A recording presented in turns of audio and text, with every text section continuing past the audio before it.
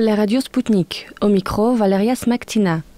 La Commission européenne a provisoirement validé le projet de budget 2015 présenté par la France, modifié dans le sens d'une accentuation de la réduction des déficits. La décision finale serait prise au printemps 2015, au moment où la France aura satisfait les exigences de la Commission européenne. Comment le fera-t-elle s'il ne l'a pas encore fait depuis l'élection de François Hollande au poste du président de la République en 2012 ?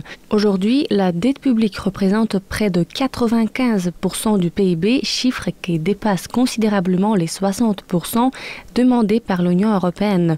De même avec le déficit public de 4,4% contre maximum 3% autorisé. Nous avons invité à débattre cette question avec le directeur d'études à l'École des hautes études en sciences sociales, le politologue Jacques Sapir. Que pensez-vous du projet de plan budgétaire 2015 de France, compte tenu de la situation économique au sein du pays et dans la zone euro en général ? Le projet de budget qui est en train d'être voté par le Parlement français et qui est aujourd'hui pratiquement finalisé, ne correspond absolument pas aux besoins de l'économie française. Il est très clair que dans ce projet de budget, vous avez à la fois une insuffisance de l'effort de l'État en matière d'investissement et vous avez un excès de pression fiscale, en particulier une pression fiscale sur les ménages et sur les petites et moyennes entreprises, et la combinaison de ces deux facteurs va être extrêmement perverse sur les résultats de l'économie française. La Commission européenne a rendu son avis sur le projet du budget 2015 des pays de la zone euro. Quant à la France, elle n'a pas constaté de manquement grave, mais elle craint toujours que le projet de plan budgétaire présente un risque de non-respect des règles du pacte de stabilité et de croissance, qui prévoit, je rappelle à nos auditeurs, un déficit public inférieur à 3% du PIB et une dette publique sous les 60% du PIB. Comment pourriez-vous commenter ce pronostic sur la politique économique de la France ? Alors, la Commission fait effectivement une observation qui est très juste, c'est que le projet de budget est compatible avec une croissance relativement forte. La croissance qui est prévue est de l'ordre de 1,2% et il est tout à fait clair que jamais la France ne pourra avoir en 2015 cette croissance. Donc, la Commission met en garde évidemment le gouvernement français contre le fait que les objectifs de déficit ne seront pas tenus. De ce point de vue-là, elle a raison, et effectivement, on peut penser que ces objectifs de déficit ne seront pas tenus. Mais d'un autre côté, il faut comprendre que le projet de budget de la France essaye de faire un équilibre entre à la fois le besoin de stabiliser le déficit budgétaire et la nécessité de relancer l'économie et, d'une certaine manière, de développer la dépense publique. Et ici, on se retrouve avec une contradiction qui est la contradiction propre à la Commission européenne. La Commission européenne voudrait à la fois que l'Europe se développe, mais elle impose des politiques budgétaires qui, au contraire, vont plonger l'Europe dans la récession. Et donc, si vous voulez, à partir de là, ce que l'on peut dire, c'est que, bien sûr, ce que propose la Commission européenne n'est pas juste, même si elle fait des observations qui, elles, sont justes sur le budget de la France.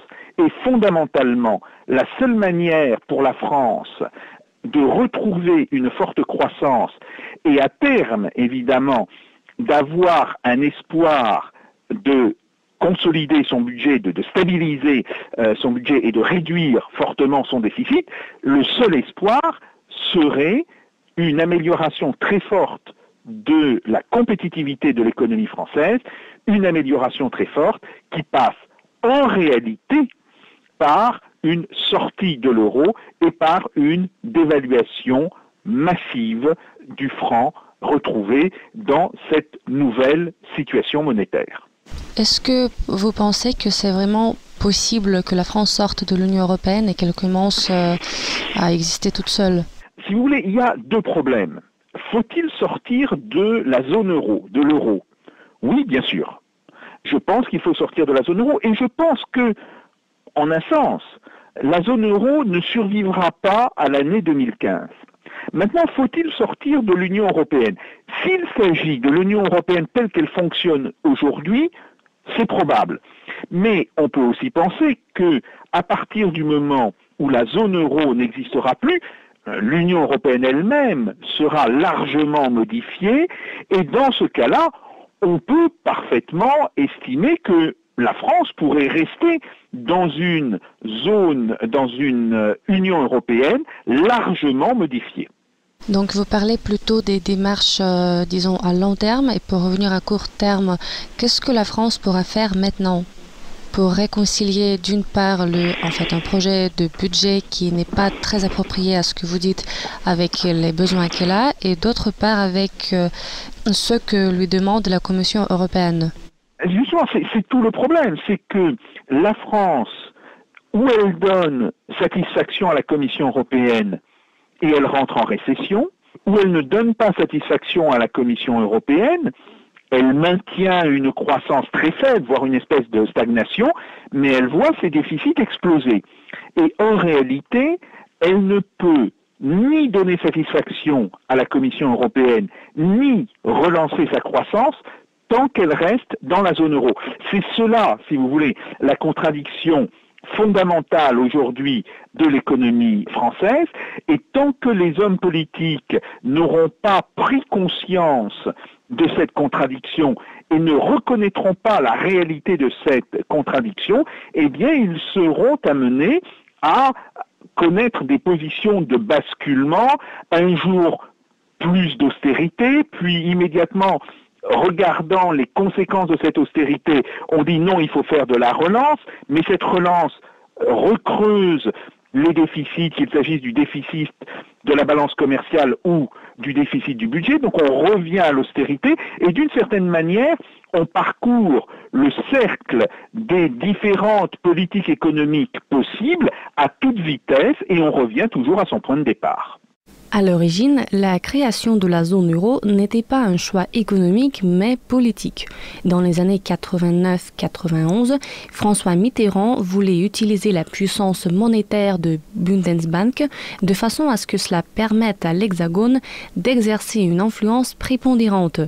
Comme la monnaie unie était la condition de la France pour la réunification allemande après la chute du mur de Berlin, le pays a accepté. 20 ans plus tard, le rôle de l'Allemagne a changé, ainsi que la situation économique en Union européenne. Surévaluation, baisse des salaires, de la croissance, divergence économique entre les États membres, impossibilité d'ajuster les déséquilibres commerciaux, la monnaie unique présente une catastrophe économique pour tous les États membres, surtout pour les économies dites à risque. En tant que membre de la zone euro, la France ne peut pas régler ses problèmes par elle-même, mais elle doit se résigner aux standards et aux exigences souvent dictées à la Commission européenne par la locomotive allemande. Ainsi, pour éviter une récession profonde, le pays doit soit influencer la politique allemande, soit rétablir sa souveraineté monétaire. La France ne serait pas la première à revenir à la monnaie nationale. À l'époque où les États de l'Union européenne ratifiaient le traité de Maastricht, la Tchécoslovaquie prenait le sens inverse. Après avoir partagé une même monnaie pendant plusieurs années, deux États, tchèques et slovaques, ont choisi d'introduire des monnaies nationales distinctes. La situation actuelle rappelle cet exemple de 1993.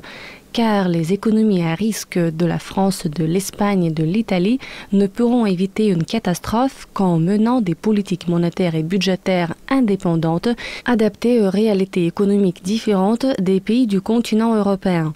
Quant à l'euro, il pourrait déborder du cadre européen et constituer un concurrent du dollar.